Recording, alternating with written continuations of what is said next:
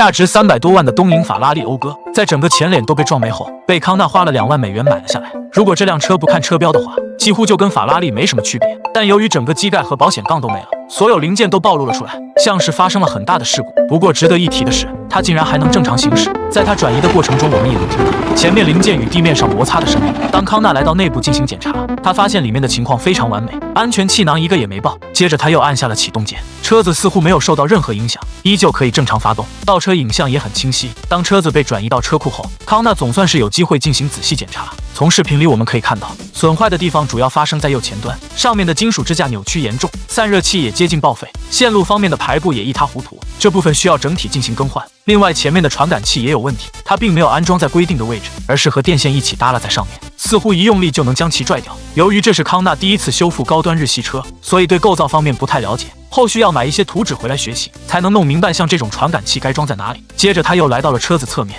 发现轮胎并没有受到损伤，但轮毂看起来塑料感满满，和这辆超跑的身价不是太匹配。后面他会换一套更酷一点的。另外值得一提的是，这辆车轮胎里面的刹车盘竟然是碳陶材质，这是康纳万万没想到的。目前外观方面的损伤就只有这些。接着他打开了一侧的车门，里面的黑红内饰基本和法拉利的风格一模一样，而且这时康纳也发现了问题，之前是他检查的并不仔细，没有发现安全气囊爆开。当他蹲下来的时候，看到腿部有残留的气囊，应该是已经被人处理过一次了，这让他顿时感到很不安，于是立马跑到另一侧拉开了车门。好在副驾驶座没有相同的问题。对于这辆车的情况，康纳此刻算是了如指掌，接下来就可以开始修复了。他将车子的后备箱打开，里面放着2个车灯和一些受损的零件，不过这都不是最重要的，最重要的是里面竟然有一本说明书和一个详细的操作手册，这会让康纳后续的翻新如虎添翼。说实话，对于这辆讴歌 NSX， 就算是拆成零件卖，也绝对不止2万美金。一想到这些，康纳就高兴。不过高兴归高兴，工作还是不能停的。他将车子架了起来，然后用出了自己64倍速拆车的绝招，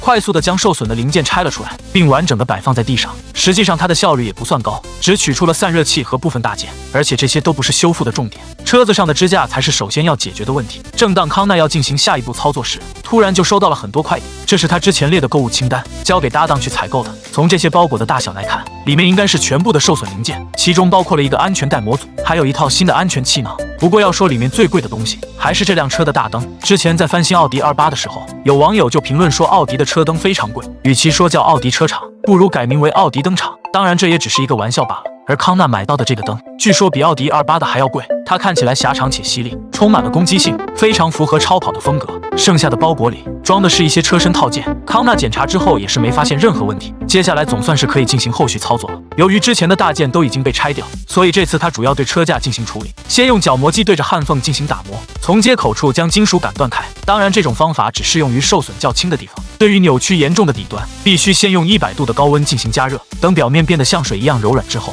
利用工具将扭曲的地方矫正回来，再把多余的受损部位切除。康纳和搭档2人手脚麻利，很快就把一侧修复完成。至于另一侧的操作，则稍微的有一点不同，需要把中间的金属杆切掉，然后将最外层的金属片给铲下来。让搭档没想到的是，这部分粘合的竟然这么结实，就算后面用上了3枚真火也收效甚微。不过好在功夫不负有心人，康纳和搭档齐上阵，最后还是成功的将金属支架焊接了上去。现在车子前端最严重的问题被解决，扭曲的金属杆恢复正常。不过这次康纳也是吸取了以前的教训，并没有着急安装其他零件，而是先用仪器对尺寸进行测量，确保没有出现任何偏差。每个螺丝的位置也很标准，看来康纳修车的手艺在一次次的历练中依旧炉火纯青。另外此刻又有一批新的零件到货，从这些包裹的包装来看，应该都是从厂家订购的，一套下来的成本肯定不低。这次到货的一批零件主要是前端的一些金属架，还有无法修复的塑料件。这最后一批零件已经到齐，只需要将它们都安装上去，一辆帅气的超跑就重获新生了。但修复过程中却是一波三折，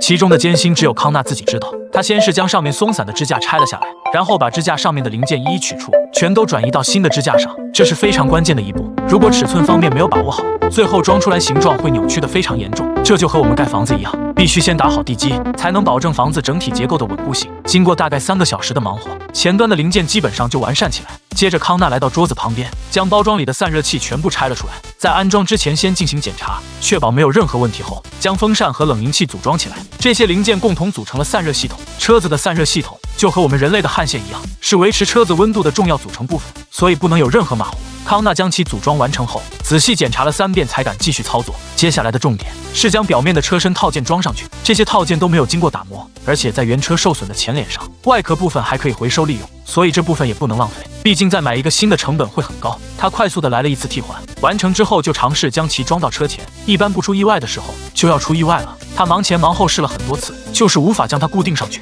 一开始康纳还很疑惑，自己明明对车架检查了很多遍，还用专业的仪器进行了测量，为什么还是出现了差错？经过一番对比后，他发现这里还有一些专门固定前保险杠的卡扣，但由于自己的疏忽，导致将这关键的一点给忘了。好在最后这个问题也算完美解决。他将车身套件全部装上去后，就把这辆 NSX 转移到了喷漆车间。康纳和搭档一起快速的将表面磨损的地方进行了打磨。现在车子看起来是3种颜色交杂在一起，展示出来一种磨砂的质感。其实我觉得要想更拉风的话，康纳可以省掉喷漆这一步，直接保留这种原始的状态，开上街回头率绝对非常高。不过保守的他无法接受我这种先进的思想，还是觉得光滑一点好看。他拿出自己从火焰山买来的红色油漆，加上一点佐料进行调制。这种漆非常特殊，要是你在里面加上孜然和味精，最后喷出来的车子还有一股烧烤味。康纳眼看时机成熟，趁着车子不注意，赶紧将罐子里的油漆全部喷洒上去。对于这种超跑来说，只有一层漆面是远远不够的，无法保证车子豪华的质感。等红色底漆完成后，还要再来一层透明的清漆，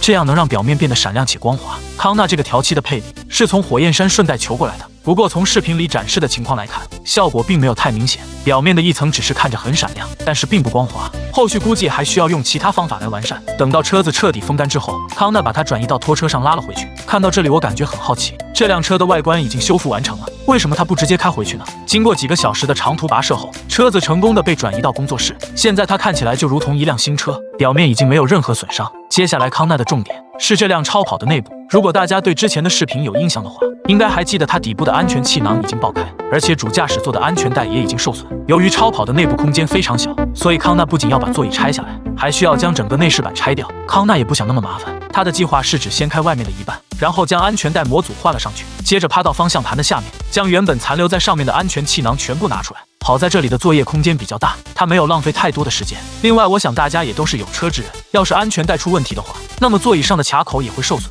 所以康纳先把座椅拆开，然后彻底检查了一下内部的线路。让他感到意外的是，座椅方面竟然没出现任何问题，这就为翻新工作节省了时间。他把座椅快速的装了回去，车子内部的修复就算完成了。康纳激动地将其发动起来，结果却出现了新的意外。对于这种顶尖超跑来说，车子的重要零件都会和电子系统连接，更别说安全带和安全气囊了。由于康纳擅自进行了更换，系统无法识别新的零件，所以此刻才频繁报错。康纳费了9牛2虎之力才将问题解决。接着康纳要给车子换一套排气管，这套新的排气管看着很霸气，而且材料方面也并不逊色。康纳买的是钛合金管道，搭配轻量化的传输管，在保证牢固性的同时还能减轻重量，只不过成本会稍微高一点，而且操作起来也有点麻烦，因为在车子原本的排气管上面固定了很多的隔热板。康纳将发动机的背板拆掉，这样才能接触到隔热板的螺丝。经过大概3个小时的忙活，总算是拿出了其中一根管子。康纳将其和新的放在一起对比，我们可以看到差距还是非常大的。旧的排气管又重又难看，而新的则干净又整洁，螺丝方面的孔位也刚好合适，安装起来比较方便，所以这部分并没有耗费他太多时间。康纳将保险杠装上去后，这辆车就算完成了。他把车子开到赛道上进行最后的测试。